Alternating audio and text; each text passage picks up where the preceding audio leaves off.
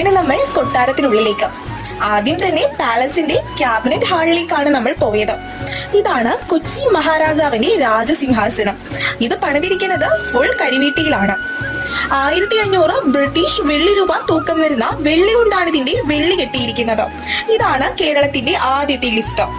1914 രാജാവിന് വേണ്ടി ലണ്ടനിൽ ഉള്ളൊരാൾ പണിതുകൊടുത്ത ലിഫ്റ്റ്.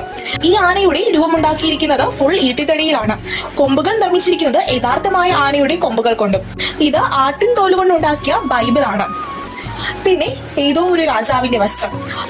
നമുക്കിതിന്റെ അകത്തേക്ക് കടക്കുമ്പോൾ തന്നെ രാജാക്കന്മാർ യൂസ് ചെയ്തവയൊക്കെ കാണുമ്പോൾ ഉണ്ടാകുന്ന ഒരു ഫീല് അത് പറഞ്ഞറിയിക്കാൻ പറ്റില്ല.